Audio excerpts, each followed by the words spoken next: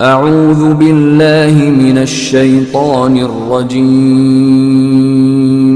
بسم اللہ الرحمن الرحیم۔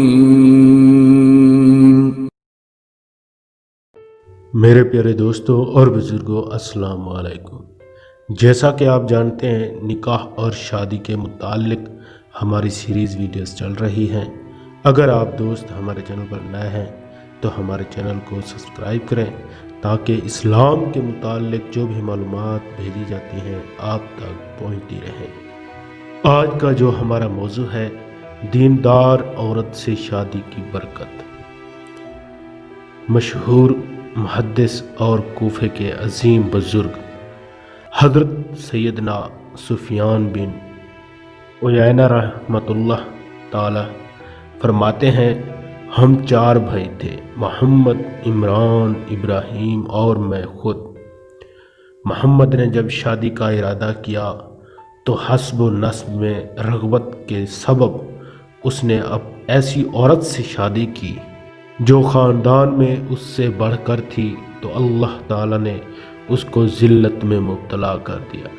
عمران نے مال کی رغبت میں ایسی عورت کا انتخاب کیا جو اس سے زیادہ مالدار تھی، تو اللہ عز و جل نے اسے فقر اور تندرستی میں مبتلا کر دیا۔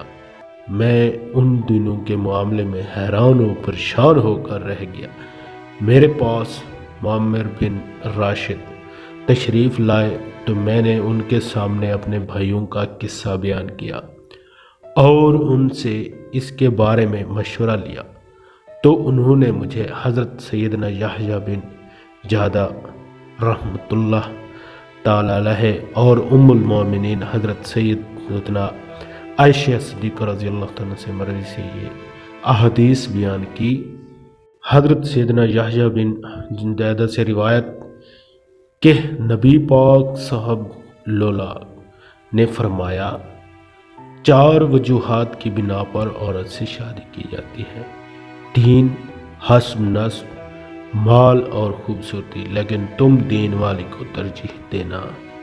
حضرت سیدنا عائشہ رضی اللہ تعالیٰ عنہ سے مروی ہے کہ سرکار مدینہ صلی اللہ علیہ وآلہ وسلم کا فرمان پاک ہے، برکت کے اعتبار سے سب سے عظیم عورت وہ ہے جس سے نکاح کرنے میں بوجھ کم ہو۔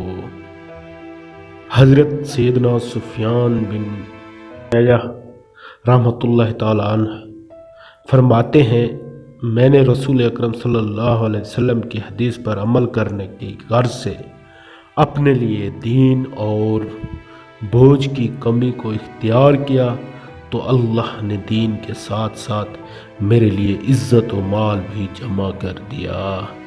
سبحان اللہ۔